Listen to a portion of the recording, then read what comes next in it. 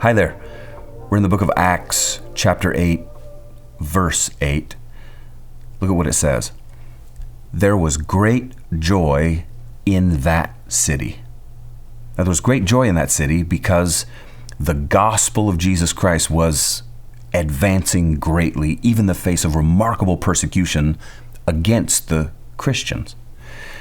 I was reflecting the other day about how we'll know, what are the markers that we'll see in our community when our church and the gospel of Jesus Christ in and through our church is having a tangible effect on our city. I was like, how will we know? And then I ran across this verse, Acts 8:8, and that's part of the answer right there. Great joy, right?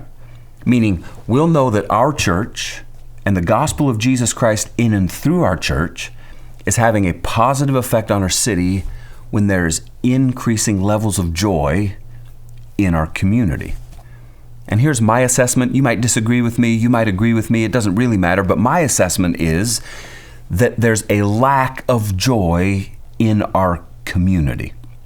Just one little example. I was driving around the other day. I was minding my own business. I wasn't driving aggressively. I can, on occasion, do that, but I wasn't this time. I was just driving carefully and courteously. I was running a couple errands, and I got flipped off 2 different times within about a 3-minute span of each other. And I wasn't doing a thing.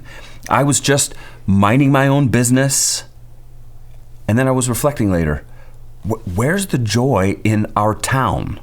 Because if those people who were flipping me off had more joy, they probably wouldn't be flipping me off. And that caused me to go, man, we've got some gospel work to do in this town, don't we? God in us and through us has some gospel work to do in this town. How do I know that?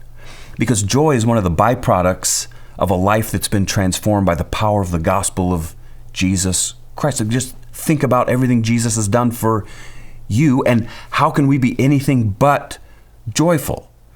God loves you and me so much, He sent His one and only Son, Jesus, to die on the cross, to forgive our sin, to give us new life, to make the way for us to spend forever and ever in heaven with Him someday. But that starts right here, right now, which means that no matter what happens here and now, your and my soul in Jesus is secure.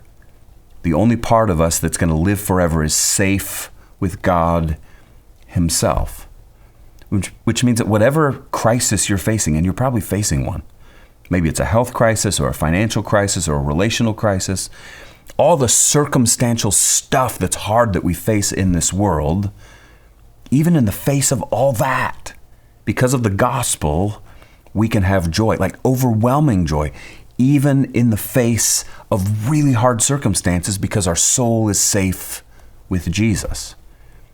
And then you kind of take that on a meta level. When that joy that ought to permeate our life permeates us in enough of a sense and enough of a scale, well, then the joy level of a community begins to rise. It was rising in Acts chapter 8.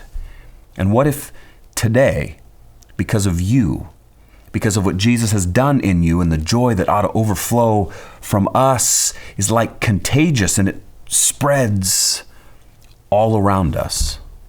So that a year from now, we take a measurement of the joy level in our city. It's higher then than it is now because of the gospel in and through us.